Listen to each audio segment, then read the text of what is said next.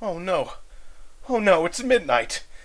I can't believe I missed a day of this web series after so long. Oh wait. Daylight saving time just ended.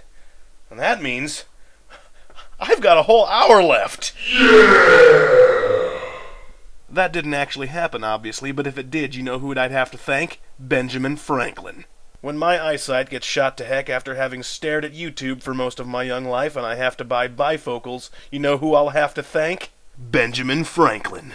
The next time I realize that I should abstain from having a prolific sex life lest I be falsely remembered as having died of syphilis, you know who I'll have to thank? Benjamin Franklin.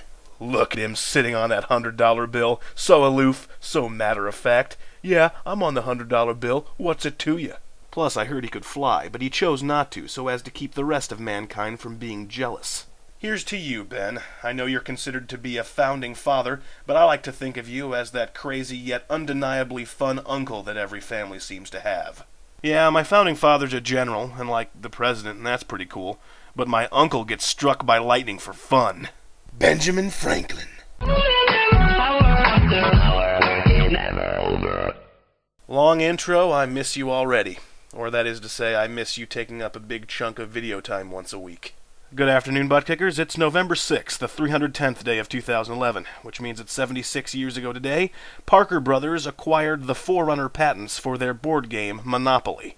Imagine if the world was more like Monopoly. We'd begin every morning with 200 crisp dollars mysteriously appearing on our nightstands. Of course, our currency would be massively easier to counterfeit, which could cause economic crises, but that's what we live for. We thrive on economic crises. We'd drive our solid pewter 1932 Ford Roadsters down the color-coded streets of our world and wage real estate warfare on each other.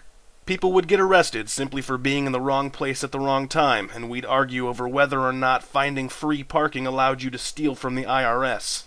Life would be pretty gosh darn tiring if it were Monopoly. Well, thank goodness life is just life. And by that I don't mean Life, the Milton Bradley game. Obviously, Milton Bradley's game of life is the closest simulacrum of real life in video games, because even though you can choose colleges and insurance policies, ultimately luck is what allows you to win at life. The unlucky ones fail at life, not the least determined or dumbest, just the unlucky ones. That seems pretty spot on. This similarity has one exception, which is in the 1991 edition of the Game of Life, which rewards players for performing good deeds, like recycling and helping the homeless. And as we all very well know, doing good deeds in real life doesn't reward you at all. Subsequent editions of Life kept the good deeds feature, but made the reward more accurate by giving good-hearted players improved self-image tokens.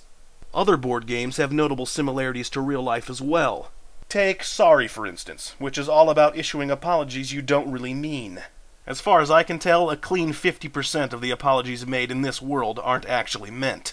Then there's Risk, clearly representing the inevitability of war between people of different color.